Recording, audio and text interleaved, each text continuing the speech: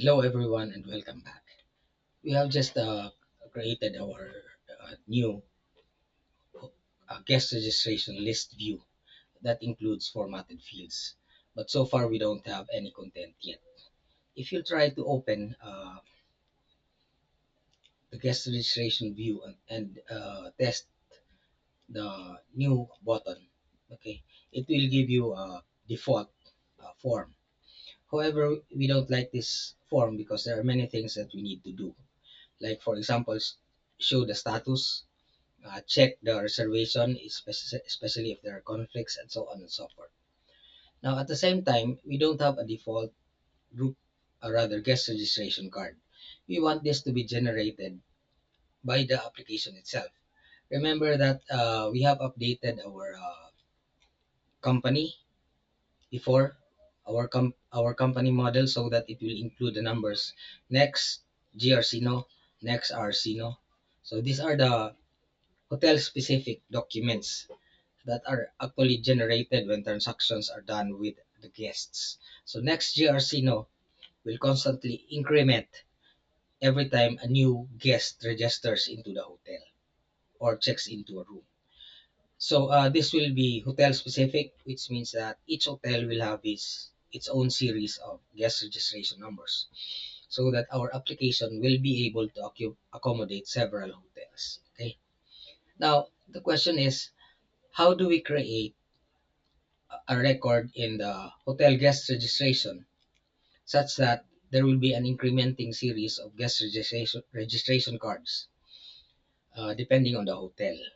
Okay, so there are many ways to do this. One way is to create it using the class constructor of Python, but that will be very complicated. What we'll do in this case is to generate the new guest registration card in PostgreSQL. Okay, I have created a stored function in PostgreSQL, which you can find in our GitHub repository, and the address of which I am going to indicate in the description below.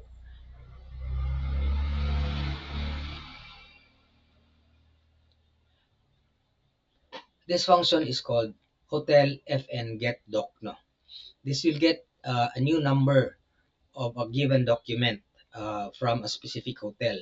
Okay, this passes up. If you are new to store procedures and functions, no, they're like ordinary functions which passes parameters. They have a function name and a list of parameters inside.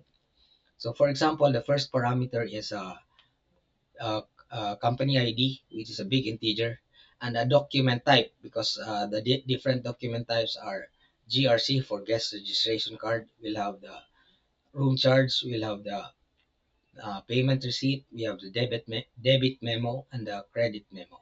Okay. So anyway, we cannot discuss this fully, but I can just describe it to you very quickly, okay? Because this is a different topic. But if you want uh, to create scalable functions, or rather applications in Odoo, it's good that you create the business logic inside PostgreSQL, so that your Odoo code will be simpler and your Odoo client will be lighter, since most of the processes will be done by PostgreSQL. So first, this function will check what type of document is being requested. If for example a GRC request is requested, it will fetch, okay, the GRC, the next GRC number, into a local variable called nextVal. This is how you fetch it using the into uh, phrase in the select statement. So into nextVal. NextVal is a local variable. What is coalesce? Coalesce is a Postgres equivalent of isnull or ifnull in MySQL, isnull in MS SQL. What this means is that if the next GRC no, which is a field in this in the rest company table, is null, it will be converted into one. Okay, so the number that will be returned will depend on the document that is being requested and the company that is using it. Okay, in rest that company, because remember we have a condition where ID where ID is equal to CMP ID. So REST company will have a primary key which is ID. And then at the bottom, we'll double check if next val is null or zero, we'll set it to 1 so that uh, it will have a valid value. And then after which, we are going to increment each field by 1 so that the next document will not duplicate with the previous one. And then we are going to return the query using the return query uh, phrase of PostgreSQL. We'll use a select statement. So when you do this, it will return an array or a JSON format. So it will return next val as next num. Since select it is used, as have said, it will return an array, but in this case, it will just return an array with a single row. Okay. Now, how do we call this in the in our Udo application? Now, in our Udo application, we will have to go back to our guest registration.py, and we will include a constructor. Okay. Uh, in any object-oriented language, the constructor will create the instance of a class. Now, in this case, it will create a record in the guest registration table. I already have prepared this as usual. So let me look for it. Let me look for the constructor. Okay, it's in my guest registration.py. It's in the model. By the way, we did not install it yet. We have to install it in PostgreSQL. So before we proceed, no? So anyway, we have this script. Okay, we can copy this as raw. It's okay, and then we'll go to our PostgreSQL. Okay, and then we'll create a new query tool.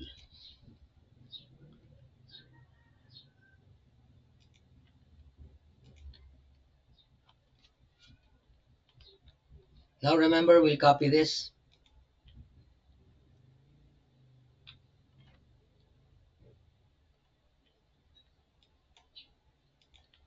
and back in our PostgreSQL, we open a query tool, and then we'll paste it there. Okay, and then run it. Okay, so we have created the function successfully. Now, how do we check if the function exists? Now, in the schema, in the public schema, there's a list of uh, functions, okay, that you can find, especially this part. We just expand this. There's like since this Odoo, there's a lot of functions already created. And if you don't find your function, you just right click and refresh. Okay, and then we have the function hotel. We made an underscore, or rather a prefix, to distinguish it from other functions. Okay, so this is a function specific to our hotel application. We can set the properties and we get the code from there. Okay, in my case, I always make a backup because the header part of the function is not brought there. So anyway, we can click no the parameters, the code, okay, the definition, there it is, okay. It has two parameters, company ID and doc type, okay.